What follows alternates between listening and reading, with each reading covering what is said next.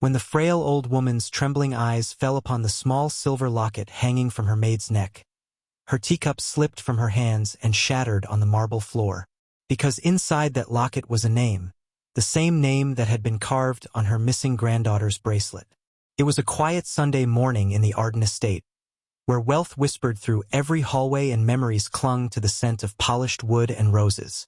Margaret Arden, 76, was one of the city's oldest living millionaires, a woman known for her empire of hotels and her famously cold demeanor.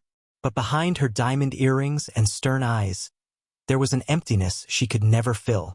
Her granddaughter Lily had vanished 22 years ago in a car crash on a stormy night. The police had found wreckage, a broken seatbelt, and her daughter's scarf, but no trace of the baby who'd been strapped in the back seat.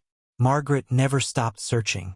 Even when the world told her to move on, she refused. And now, as the morning light filtered through the curtains, she sat in her wheelchair, gazing at the garden, until her new maid walked in. Alara Lynn, 24, was quiet and graceful, with a soft accent and eyes that carried a mix of sadness and strength. She had only been working for Margaret for 3 weeks but had already made an impression with her gentle nature. That morning, she brought tea and biscuits, bowing respectfully. "Good morning, Mrs. Arden," she said softly. Margaret nodded absently until something glinted under the maid's collar. A silver chain. A locket. Margaret's eyes narrowed. Something about it looked familiar. "Alara," she said, her voice sharp but trembling slightly. "That necklace. May I see it?"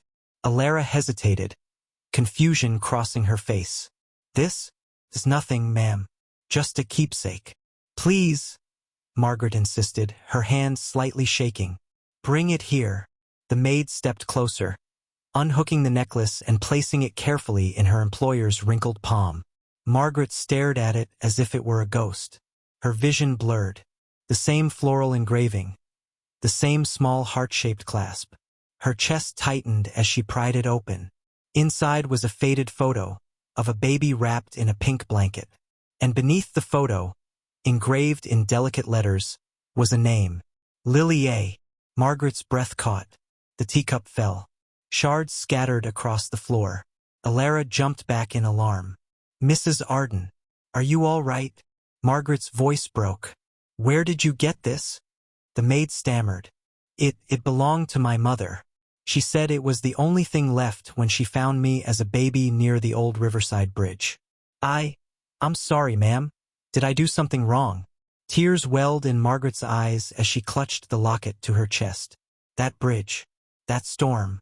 That night. Her mind reeled back 22 years. A car crash. A missing child. A necklace that had vanished with her granddaughter. Margaret whispered, "It can't be. It can't be." But somewhere deep in her heart, she knew. She looked up at Alara, voice trembling like a prayer. "Child, what is your full name?" "Alara Lynn," the girl replied nervously. "Why?" Margaret reached forward and held her hand, her wrinkled fingers cold. "Because, my dear, I think you might be my granddaughter." The silence that followed was heavy enough to stop time itself. Alara blinked, unsure if this was some cruel misunderstanding. "Your granddaughter? No, that's not possible." "My mother." "Your mother found you?" Margaret interrupted. "Yes," Alara said softly. "She said she was a nurse back then. She found me crying by the roadside after a storm, and no one came for me. So she raised me. She passed away last year." Margaret's tears spilled freely now. "My daughter's car went off the cliff that same night. They never found the baby. Everyone said she must have drowned, but I never believed it." Alara's face went pale. You think I'm her?" Margaret nodded, overcome with emotion. "That necklace, it belonged to Lily Arden, my granddaughter. And you look just like my daughter did when she was your age." Alara backed away slightly, her breath trembling. "Mrs. Arden, please. There must be a mistake." But Margaret wasn't mistaken. Not this time. She rang the bell urgently for her butler. "James," she cried, "call Dr. Haynes. I want a DNA test. Immediately." Alara stood frozen, her hands trembling. Her world, the small, simple one she had known, was unraveling in front of her eyes. Was this destiny, or another cruel trick of fate? That night, Margaret couldn't sleep. She stared at the locket under her pillow and whispered to the darkness, "If it's really her, please, let it be true. Let me make it right." Meanwhile, in her tiny maid's room at the far end of the mansion, Alara sat by the window, watching the stars. She thought of her mother, the woman who had raised her with love despite poverty. And now, this powerful, grieving grandmother who looked at her with such hope. Tears slid down her cheeks. "Mom," she whispered, "if this is true, why didn't you tell me?" Outside, the night wind carried the faint sound of the garden chimes, the same lullaby Margaret used to hum to her granddaughter long ago. Days passed. The DNA test was conducted quietly. Neither woman spoke much while waiting for the results. Margaret would sometimes watch Alara from her wheelchair. How she arranged flowers, how she hummed to herself while cleaning, how her kindness touched everyone around her. She saw her daughter in her, the same warmth, the same gentleness. And when the report finally arrived, James handed it to her silently. Margaret's hands shook as she unfolded it. Her eyes scanned the paper once, twice. Then she broke down completely. "Positive," she whispered through tears. "She's my granddaughter. She's my Lily." Margaret called Alara into the room. The girl stood nervously by the door, twisting her apron.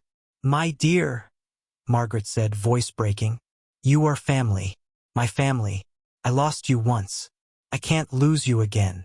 Alara's eyes filled with tears as she fell to her knees beside the older woman. "Grandmother?" she whispered uncertainly. Margaret held her tightly, sobbing into her shoulder. "Yes, my child. You're home now." And for the first time in 2 decades, the walls of the Arden estate echoed not with silence, but with the sound of healing hearts. The morning sun touched the mansion's marble floors when Alara walked into the study, only to hear her name being whispered behind the half-closed door. "She can never know what really happened that night," Margaret said. Alara froze, her heart pounding. What truth was she not supposed to know? 2 weeks had passed since the DNA results confirmed it. Alara Lynn was indeed Lily Arden, the long-lost heir to one of the country's most powerful families. But even with the truth revealed, something about her grandmother's eyes still carried secrets. At breakfast, the table gleamed with silver cutlery and expensive porcelain, but the air was fragile, like a porcelain cup that could shatter with one wrong word. "Eat, my dear," Margaret said softly, pushing a plate of fresh fruit toward her. "You must get used to having proper meals now." Alara smiled politely. "Thank you, grandmother, but I'm still getting used to all this." Margaret's hand trembled as she reached for her tea. "You'll get used to it, Lily. You deserve everything you were denied." The new name still felt foreign. Lily Arden carried weight, expectation, legacy, loss. Alara nodded gently. "May I keep working until I understand this new life? The staff here are kind. I don't want to forget where I came from." Margaret hesitated but nodded. "As you wish, my child. But promise me one thing, you'll trust me, no matter what happens." Alara smiled, though her chest felt heavy. "I promise." That night, as rain tapped against her window, Alara couldn't sleep. Her mind replayed the conversation she'd overheard. Her grandmother's voice, low and fearful. She can never know what really happened that night. She needed answers. So she crept down the corridor, barefoot, guided by the faint glow under the study door. Inside, she could hear Margaret talking to someone. James, the butler who had served the family for decades. "It's too late to hide it," James was saying. "If she ever learns that her mother didn't die in that crash." "Enough," Margaret whispered sharply. "That truth would destroy her. She's finally safe, finally home." Alara's hand trembled on the doorframe. Her mother didn't die. The floor creaked under her weight. Silence. Then the door swung open. "Lily." Margaret's voice wavered. Alara's face was pale. "You said my mother died that night. What are you hiding from me?" Margaret's lips parted, but no words came. The pain in her eyes was unbearable. "Tell me," Alara pleaded. "I deserve to know." The old woman sank into her chair, tears forming. "It wasn't an accident," she whispered. "Your mother's car was run off the road." Alara gasped. "Run off the... By who?" Margaret closed her eyes. "By someone who wanted our family fortune. The police covered it up to protect his influence. I've spent 20 years trying to find proof." Alara's world tilted. "Who?" The answer came like thunder. "Your uncle," Margaret said softly. "My own son." The room fell silent except for the rain hammering against the windows. Alara's knees went weak. "No, that can't be true." "I wish it weren't," Margaret whispered.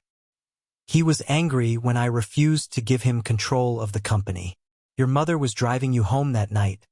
He followed her, arguing on the phone, and he forced her off the road." Margaret's voice broke. "I lost my daughter that night, and I thought I'd lost you too."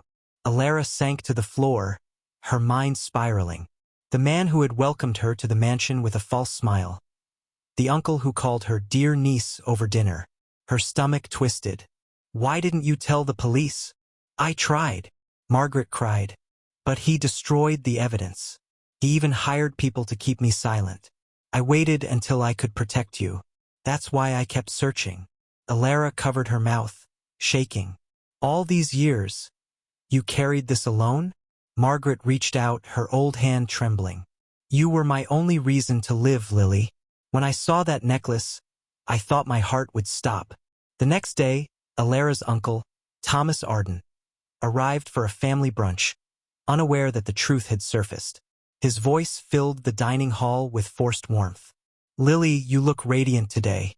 So proud to have you back in the family." Alara forced a smile, her eyes studying him. "Thank you, Uncle Thomas. I've been learning a lot about this family lately." His smile flickered. "Oh? What kind of things?" She tilted her head. "About that night 22 years ago. The storm. The bridge." The color drained from his face for just a second, then returned. "Ah, a tragedy. Best not to dwell on the past." But Alara saw the fear in his eyes. That evening, she went to Margaret's room. "Grandmother, I can't let him keep living freely after what he did. There has to be justice." Margaret's eyes filled with worry. "I want justice too, but I can't lose you again. Promise me you won't confront him alone." Alara nodded, though her heart had already made its choice. The following day, she followed her uncle to the old family factory, now mostly abandoned, used only for storage. When he entered, she slipped in quietly behind him. He turned sharply. "Lily? What are you doing here?" She met his eyes, calm but fierce. "Finishing what you started." For the first time, his mask cracked. "You don't know what you're talking about." "I know you killed my mother," she said, voice trembling. "You ruined everything for money. You left me to die in that car." His eyes widened. "Who told you that? That old woman? She's losing her mind." "I took the police file," she interrupted, "and I found the missing pages. The ones you paid to have hidden." Thomas froze. "You can deny it all you want," she said, "but I've already sent copies to the police. They're on their way." He lunged forward, rage twisting his face. "You're just a maid. You don't belong here." But before he could touch her, headlights flared at the entrance. Margaret's car. 2 officers stepped out behind her. Thomas stumbled back, realizing it was over. Margaret's voice was steady, powerful even through her frailty. "You took my daughter from me, but you won't take my granddaughter." As police cuffs clicked shut around his wrists, Thomas screamed, "This family will rot without me." Margaret looked at him coldly. "No, it will heal without you." Later that night, the mansion felt lighter, as if the walls themselves could breathe again. Alara sat with her grandmother by the fireplace. "I'm sorry," Margaret whispered. "I should have told you sooner." Alara shook her head, taking her hand. "You were protecting me. But now, maybe we can start healing." Margaret smiled faintly. "You have your mother's heart. Strong, but kind." Alara gazed into the fire. I used to think kindness was weakness, but now I see. It's the only thing that keeps us human.